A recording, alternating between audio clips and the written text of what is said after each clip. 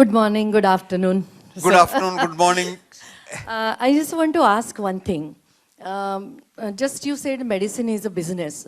I have gone through an experience that last year, two years back, I had some severe back pain. Okay, I had been to one very good hospital, like you can say 5-star hospital, and then after my MRI and X-rays and all, the doctor said you have to do the operation for that. You have to undergo the surgery. My God, you didn't have it? No, I didn't Good have. that you didn't have it. Otherwise you would have been in bed now. Yeah. So, and he said he had given me that 8 hours operation and all. But I went to some another person, like, and then I just wanted to find out, like second opinion. And then he asked me to do certain exercises. I have done that. And then he said, no need.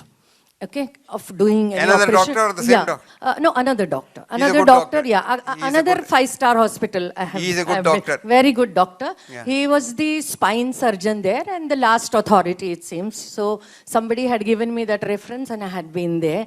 So, and again, this year, some problem I had gone to another regular orthopedics doctor, not to the you can say that so-called third doctor. Okay, and that third doctor also said no need of operation. How can that person, that doctor had suggested this? Okay, so this is the story.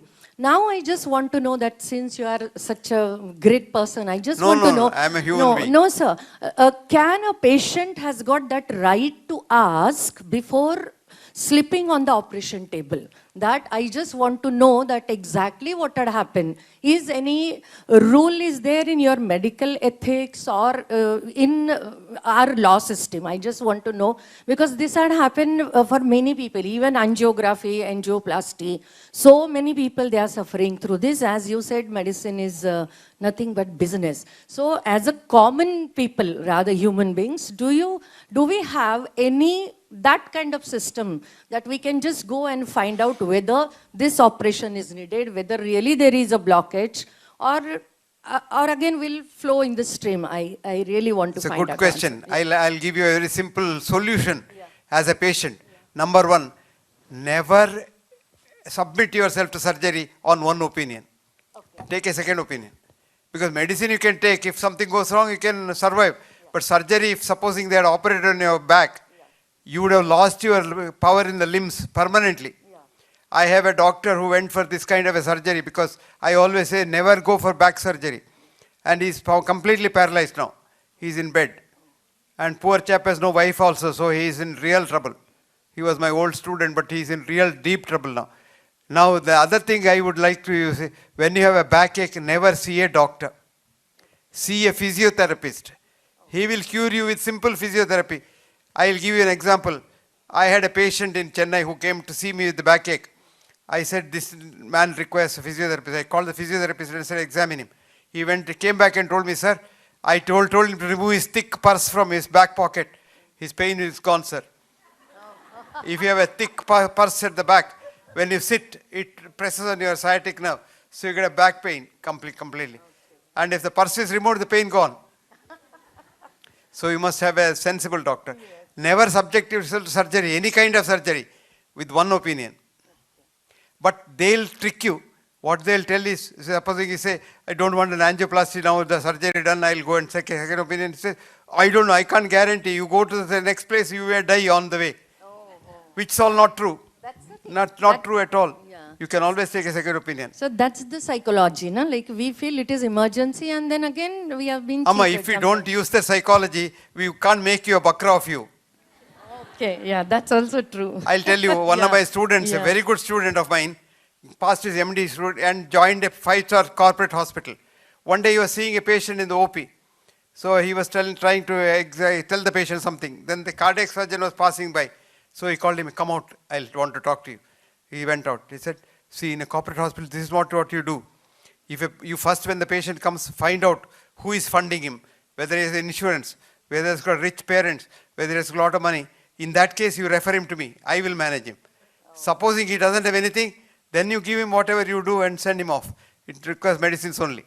So you have to intervene to make money. And we have to make a bakra of you by putting fear into your head, saying that your vessels are all blocked. I am happy that vessels are blocked. If somebody's vessels are blocked, he'll live long. I have a chap who came to me 40 years ago with all the 4 vessels blocked in the heart. But he's so much collaterals he had, his whole angiogram was looking like collaterals. So he came to me, I told him, you don't require anything, you forget about it. And you go home and enjoy life. But his children thought this village doctor doesn't know. So they were all in America. They took him to America.